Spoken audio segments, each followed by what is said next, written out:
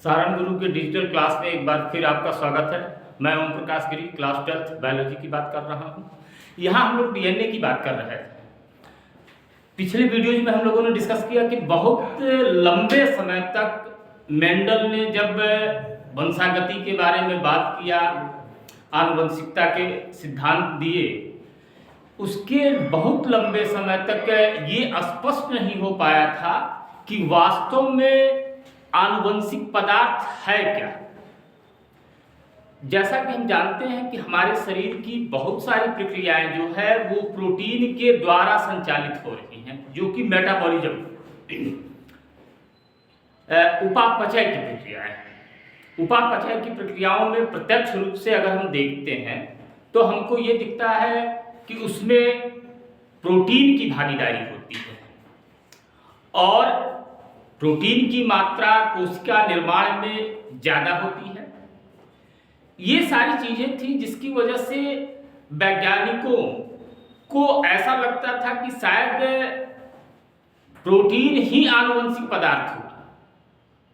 लेकिन एक लंबे अंतराल और तमाम अनुसंधानों के बाद ये बात स्पष्ट हुई और लास्ट फाइनल जब ये बात आई, मार्था और चेस ने जब एक्सपेरिमेंट परफॉर्म करके ये डिमॉन्स्ट्रेट किया, ये दिखाया कि नहीं, कोशिकाओं का जो नियंत्रण है, जीव का नियंत्रण है, वो प्रोटीन के द्वारा नहीं है, वो नियंत्रण डीएनए नामक पदार्थ, न्यूक्लिक अम्ल के द्वारा किया जाता है।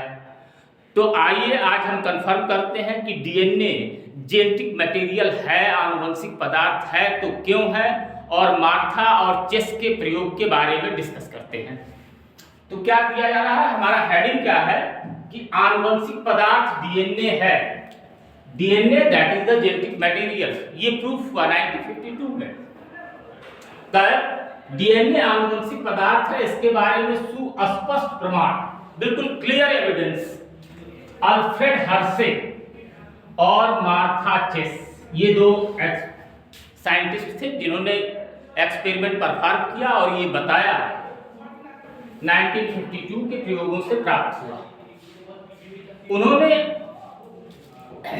उन विषाणुओं पर कार्य किए जो जीवाणुओं को संक्रमित करते हैं, बैक्टीरियोफेज जिसको बोलते हैं, हिंदी में बोलते हैं जीवाणु भोजी। जो बैक्टीरिया पर अटैक करते हैं वायरस, वो कहे जाते हैं बैक्टीरियोफेज। तो ये जीवाणु भोजी को, यानी कि ये वायरस था और वायरस का के साथ उन्होंने बैक्टीरिया को लिया। इन दोनों पर एक्सपेरिमेंट कराया था कि इस वायरस का अटैक इन्होंने बैक्टीरिया पर कराया और उस एक्सपेरिमेंट के थ्रू इन्होंने प्रूफ कर दिया कि नहीं, डीएनए ही जेनेटिक मटेरियल है, आनुवंशिक पदार्थ है।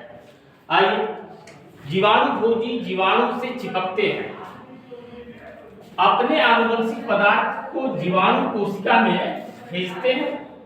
जीवाणु कोशिका विषाणु के आनुवंशिक पदार्थ को अपना समझने लगते हैं, वो ट्रैक कर लेते हैं इनके सिस्टम को। कौन?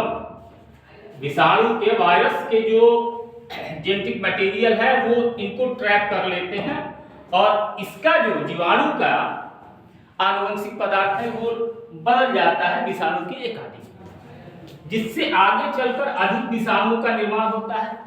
वो मल्टीप्लाई करते जाएंगे उसके अंदर, उस सेल के अंदर। अभी डायग्राम हम देखते हैं।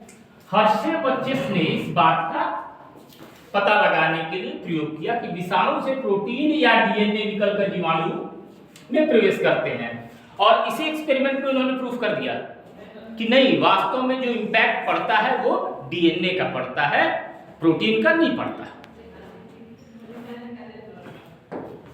अब उन्होंने कुछ विषाणुओं को ऐसे माध्यम पर पैदा किया, कहां पैदा किया, जिससे कि एक का विकिरण रेडिएशन सक्रिय फास्फोरस और दूसरे विषाणुओं का विकिरण सक्रिय सल्फर पर वृद्धि किया गया। अब दोनों का मैं एक्सप्लेन करूंगा भाई।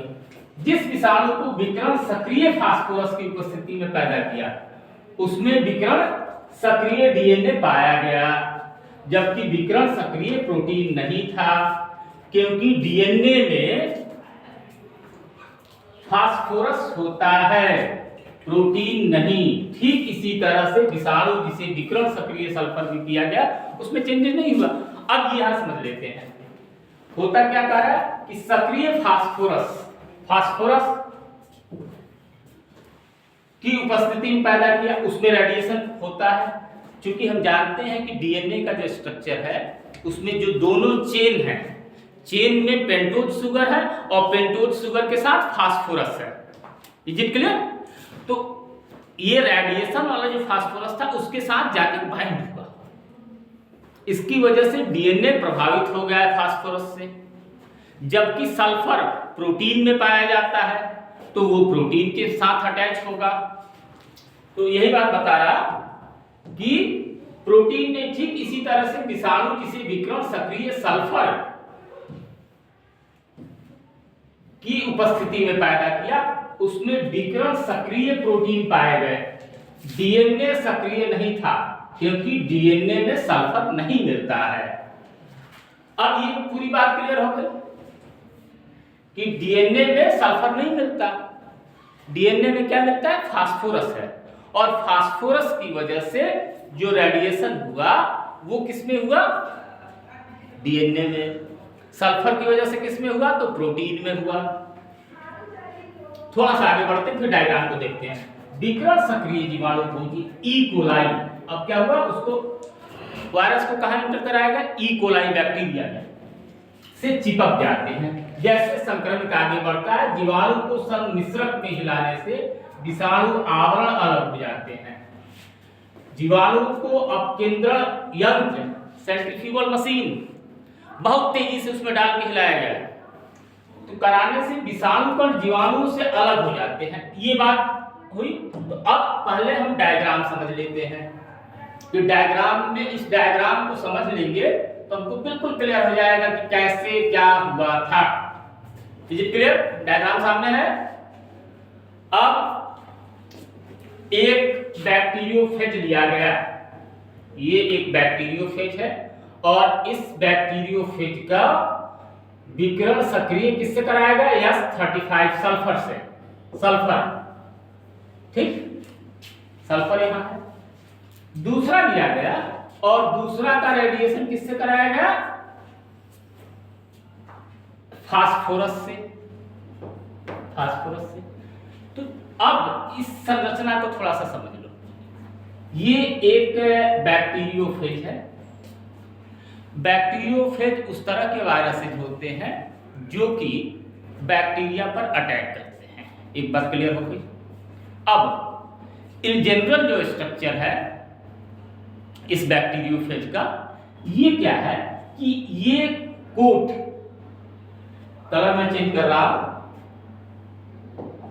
ये कोट जो है एक्सटर्नल, ये कोट जो हेक्सागोनल स्ट्रक्चर बना हुआ है, ये नेक और प्लस ये टेंटिकल्स के स्ट्रक्चर्स, ये सारे स्ट्रक्चर्स जो होते हैं ये प्रोटीन का कोट होता है।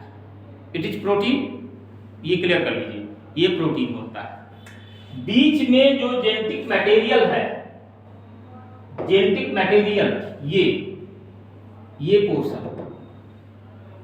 ये है जेनेटिक मटेरियल, ये डीएनए है, ठीक है। और जब ये वायरस इंजेक्ट करता है इस ई कोलाई के अंदर, ई कोलाई में जब इंजेक्ट होगा तब ये क्या करता है, ये इसके लेयर पर चिपक गया, ये इसका सरफेस है ई कोलाई का, ई कोलाई के सरफेस पर चिपक जाता है और पंप करता है।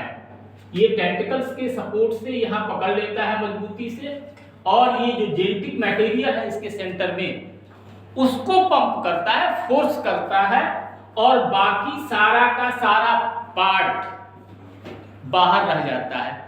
आप इमेजिन कर लो वो कंडीशन कि आप कुरकुरे का पैकेट लेते हो, किसी भी चिप्स का पैकेट लेते हो तो आप क्या करते हो, पैकेट फाड़ते हैं और पैकेट फाड़ के जो कुरकुरे है, नमकीन है, चिप्स है, उसको तो हम कंज्यूम कर जाते हैं, सही है ना, और रैपर को हम, कवर को फेंक देते हैं। ठीक यही कंडीशन यहाँ पर है, इसके भीतर वाला जो जेनेटिक मटेरियल है वो अंदर चला जाता है, ये दिखाई पड़ रहा है, यहाँ भी दिखाई पड़ रहा है, लेकिन इसका कोट जो है, कवर जो है वो बाहर रह जाता है। इसका मतलब क्या हुआ कि इस बैक्टीरिया के अंदर, ई कोलाई के अंदर सिर्फ डीएनए इंटर करता है। Is it clear? सिर्फ डीएनए इंटर करता है। तो ये दोनों इंजेक्ट कराया गया, यहां पर सल्फर कराया गया और यहां पर फास्फोरस से कराया गया रेडिएशन। अब इन्फेक्शन, संक्रमण कराया जा रहा है, दोनों कंडीशन, दोनों रेडिएशन के बाद इसको इंजेक्ट कराया जा रहा है, और इंजेक्ट कराने के बाद क्या हो रहा है कि हम इस डायग्राम में देख पा रहे हैं कि सिर्फ जेनेटिक मटेरियल अंदर आया है, यहाँ जेनेटिक मटेरियल अंदर आया है, और जो उसका कवर है, कोर है, कवर चारों तरफ का वायरस का, वो बाहर ही रह गया है। अब इसके बाद क्या होता है, बिल्कुल क्लियर हो जाना चाहिए, कोई डाउट नहीं रहे। इस डायग्राम को एनसीईआरटी ने जो डायग्राम बनाया है, इससे बेहतर डिमॉन्स्ट्रेशन नहीं हो सकता। बिल्कुल इजी वे में, बिल्कुल सिंपल सा डायग्राम है, लेकिन बातें बिल्कुल क्लियर है।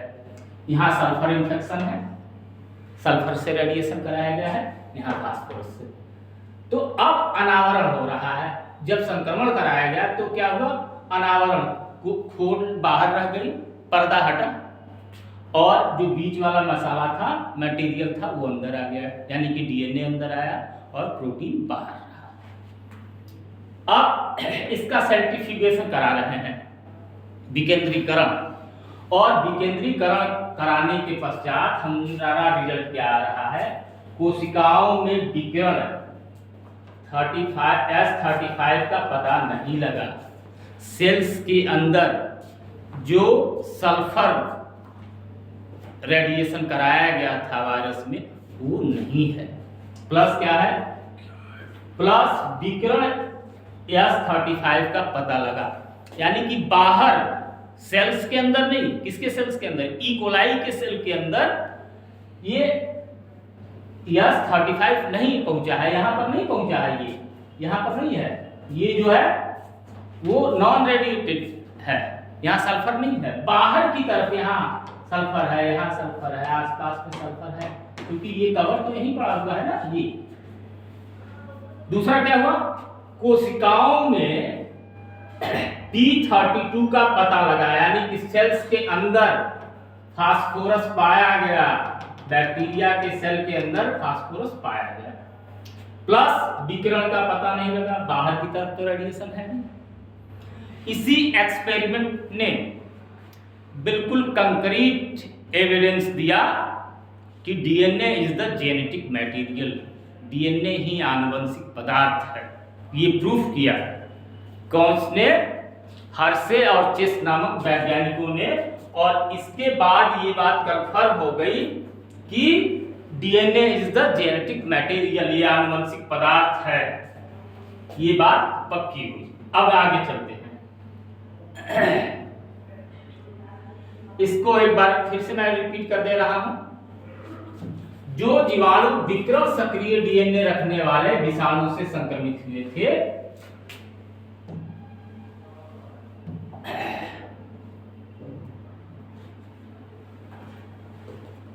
इससे वे विकिरण सक्रिय रहे, जिनमें रेडिएशन हुआ था, कहां, फास्फोरस का, सल्फर का नहीं। सल्फर वाला तो किसमें था, सल्फर प्रोटीन के साथ था, ठीक। इससे स्पष्ट है कि जो पदार्थ विषाणु से जीवाणु में प्रवेश करता है, इंटर किया, वह डीएनए है। जो जीवाणु उन विषाणुओं से संक्रमित थे, उनमें विकिरण सक्रिय प्रोटीन था, वे विकिरण सक्रिय नहीं हुए, खुद सक्रिय नहीं हुए।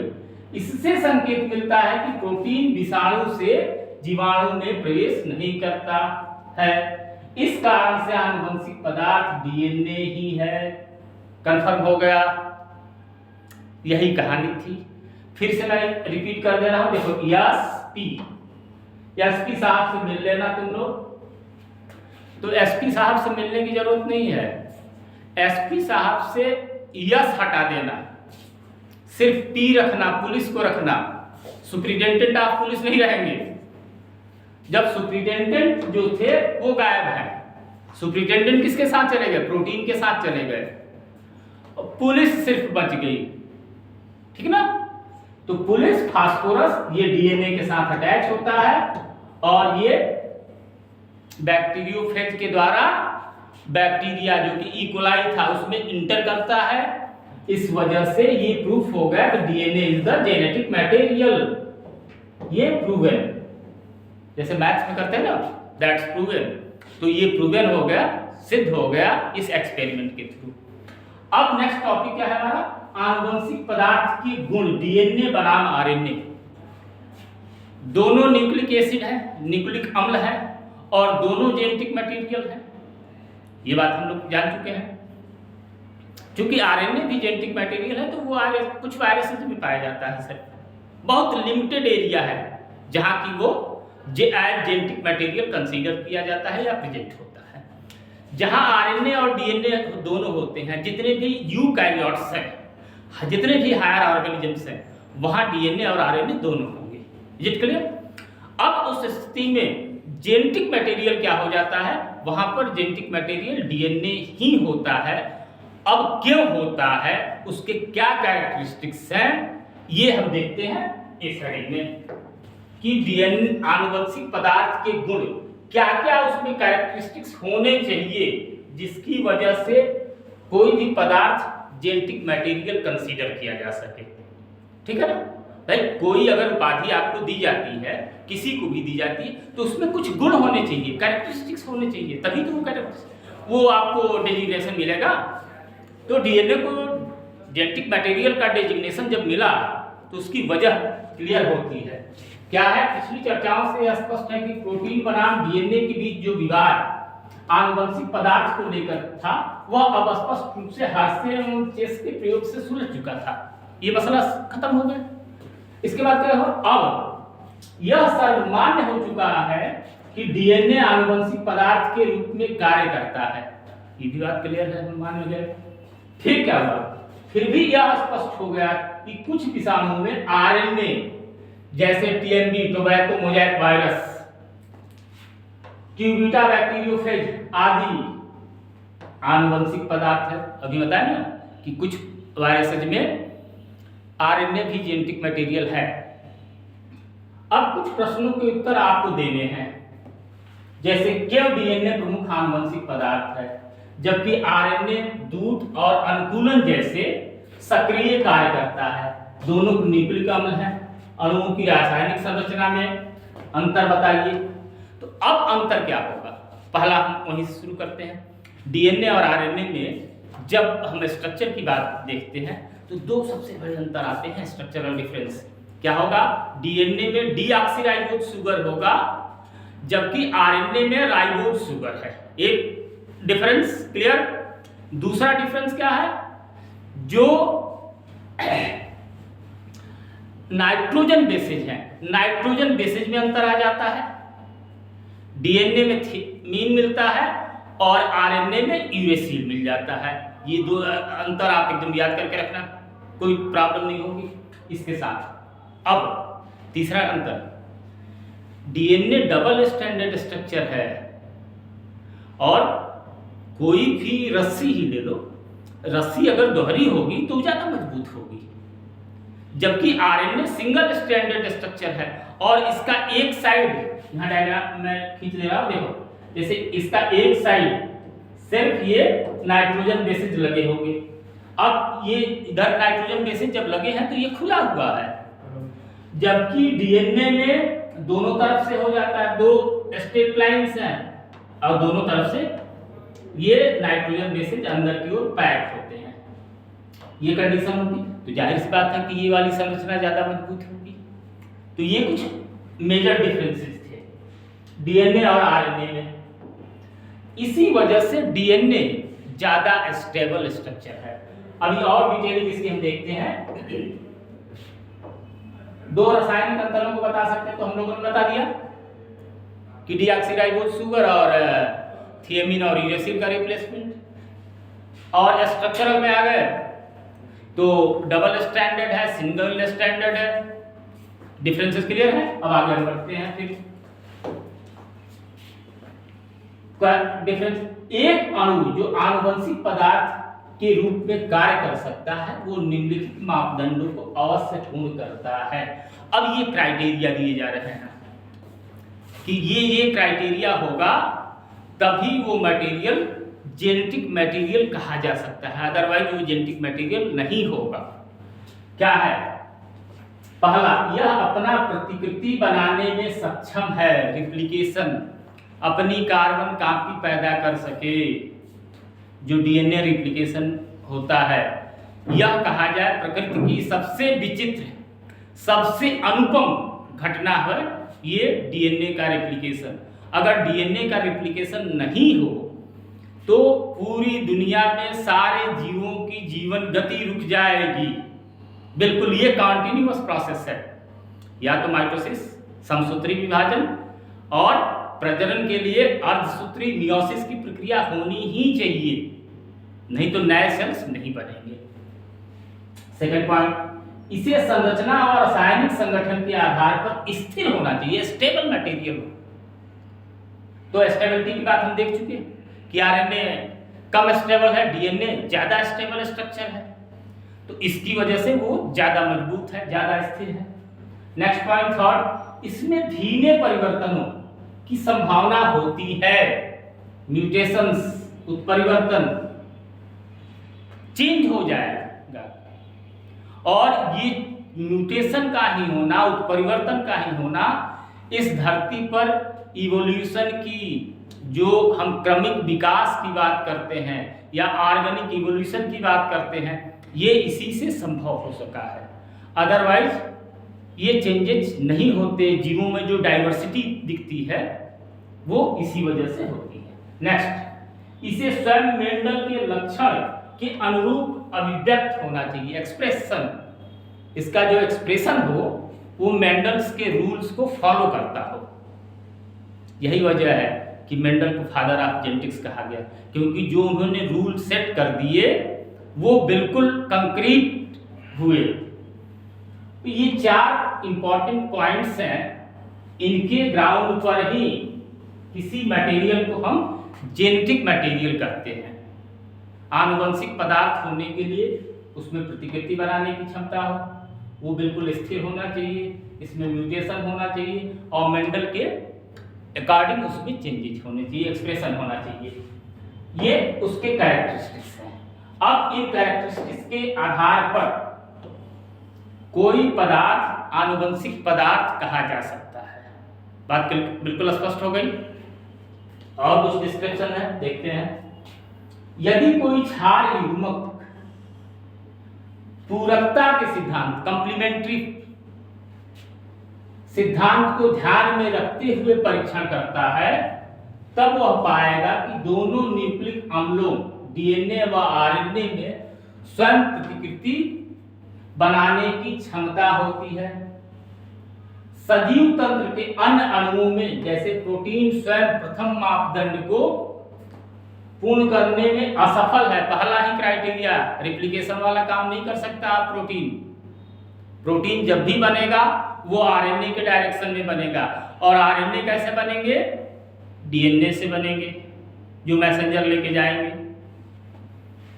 आनुवंशिक पदार्थ इतना अस्थायी होना चाहिए कि जीवन चक्र की विभिन्न अवस्थाओं, उम्र अथवा जीव की शरीर क्रिया में परिवर्तन से इसमें परिवर्तन नहीं होना चाहिए।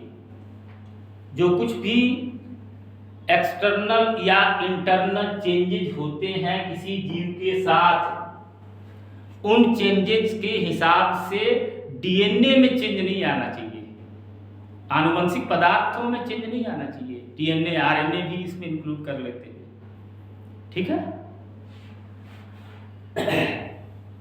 अब आनुवंशिक पदार्थ का अस्थायित्व इसकी एक प्रमुख विशेषता है, उसकी स्टेबिलिटी, जो ग्रिफिथ के रूपांतरण कारक से स्पष्ट है। ग्रिफिथ पहला एक्सपेरिमेंट, ठीक है, जो चूहे पर किया था फ्रेडरिक ग्रिफिथ ने एक्सपेरिमेंट, उसको याद करो, जो कि ग्रिफिथ के रूपांतरण कारक से स्पष्ट है, जिसमें ताप से जीवाणु की मृत्यु हो जाती है। जब हीट किया एस स्ट्रेन और आर स्ट्रेन को, तो दोनों कंडीशन में मर गए थे। लेकिन आनुवंशिक पदार्थ की कुछ विशेषताएं नष्ट नहीं होती पाती। कब ये दिखा? जब एस स्ट्रेन को हीट करके और आर स्ट्रेन के साथ कंबाइन कराया गया, जब उनको मिक्सर, तो आर स्ट्रेन की प्रॉपर्टी चेंज हो गई। कैसे? एस स्ट्रेन की टाइप। इसका मतलब है कि जेनेटिक मटेरियल डिस्ट्रॉय नहीं हुआ था, जो आनुवंशिक पदार्थ था वो डिस्ट्रॉय नहीं हुआ था, इसी वजह से वो एक्टिव रहा। डीएनए के परिप्रेक्ष्य में इस बात को और अच्छे ढंग से समझ सकते हैं कि डीएनए की दोनों रज्जु, ये दोनों लाइंस एक दूसरे की कंप्लीमेंट्री होती हैं, एक दूसरे की कंप्लीमेंट्री होती हैं। यहां अगर एडेनिन है तो इधर से क्या आएगा? थियामिन होगा। यहां से साइटोसिन है तो यहां से ग्वानिन होगा। ये कंप्लीमेंट्री होना चाहिए, रैंडमली कोई नहीं जा सकता। तो कह रहा है एक दूसरे के पूरक होते हैं, जो गर्म करने पर एक दूसरे से अलग हो जाते हैं। जब हीट किया जाएगा तो वो एक दूसरे से सेपरेट हो जाते हैं, लेकिन पुनः उचित स्थिति के आने पर एक दूसरे के से जुड़ जाते हैं। आरएनए के प्रत्येक न्यूक्लियोटाइड पर सेकंड हाइड्रोक्सिल समूह मिलता है। यह क्रियाशील समूह है, जिससे आरएनए अस्थिर और आसानी से भी खंडित हो जाता है। डीएनए की तुलना में अगर कंपेयर किया जाए तो आरएनए आसानी से टूट जाता है। इस कारण से डीएनए रासायनिक संगठन की दृष्टि से कम सक्रिय व संरचनात्मक दृष्टि में अधिक अस्थायी होता है। डीएनए ज्यादा स्टेबल है। इस कारण दोनों न्यूक्लिक अम्लों में डीएनए का अच्छा आनुवंशिक पदार्थ माना गया है। क्लियर हो गई? DNA is the better genetic material in comparison of the RNA.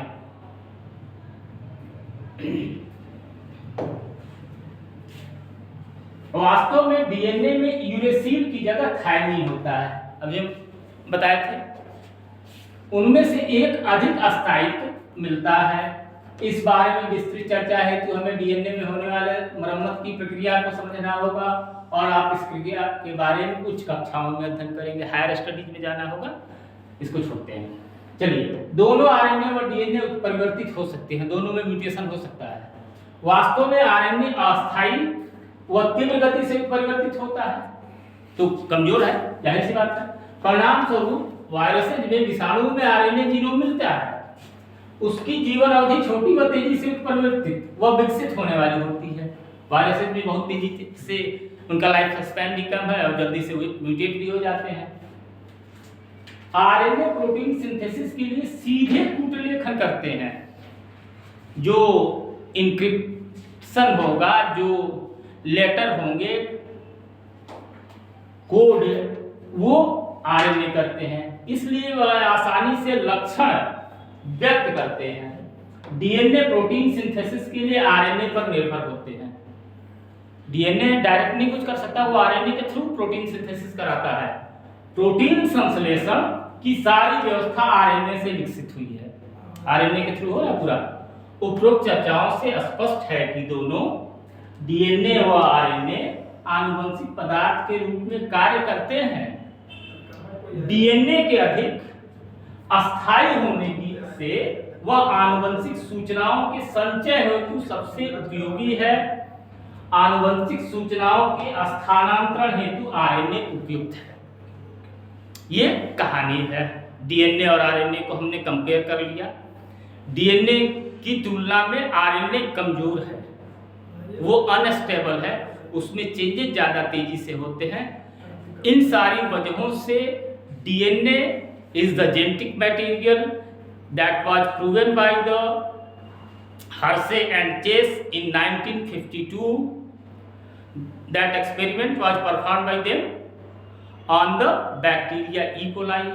और बैक्टीरिया ई कोलाई में उन्होंने क्या कराया, इन्फेक्शन कराया बैक्टीरियोफेज से।